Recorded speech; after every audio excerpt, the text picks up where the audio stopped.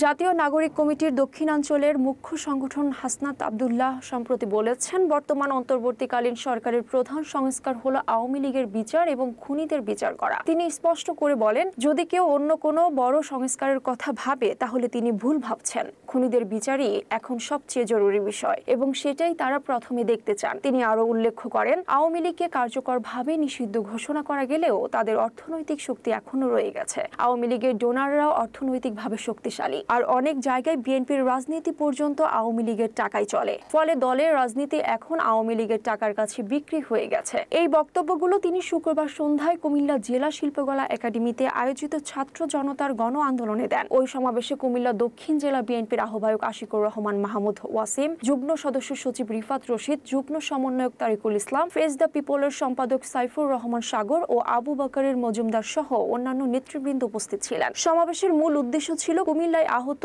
শহীদ ও বীর সন্তানদের সম্মানে জুলাই মাসের সমাবেশ পালন। হাসনাত আব্দুল্লাহ বলেন, খুনিদের বিচার করা ছাড়া অন্য সংস্কারের কোনো সুযোগ নেই, সেটাই তাদের প্রধান দাবি।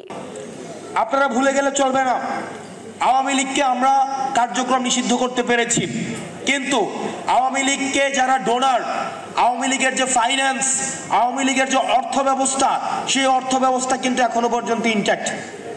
আমি যেহেতু কুমিল্লাতে আছি, কুমিল্লার অনেক উপজেলা রয়েছে, সেই উপজেলার আওয়ামী লীগের রাজনীতিও এখন আওয়ামী লীগের টাকায় চলে, বিএনপির রাজনীতিও এখন আওয়ামী লীগের টাকায় চলে। এখানে বিএনপির আপনারা যারা রয়েছেন, আপনারা আমাদেরকে শত্রু জ্ঞান করেন না, এটা আমি আপনাদের ভালোর জন্য বলছি। কুমিল্লার অনেক উপজেলা রয়েছে যেখানে সব দলের রাজনীতি এখন আওয়ামী লীগের টাকার কাছে বিক্রি হয়ে গিয়েছে। তাই অন্তর্বর্তীকালীন সরকারের কাছে বলতে চাই, এই আওয়ামী লীগের অর্থনৈতিক কাঠামোকে আপনি ইনট্যাক্ট রেখে আপনি কখনোই সংস্কার কার্যক্রম এবং নির্বাচন কার্যক্রম আপনি যথাযথভাবে ঠিক করতে পারবেন না।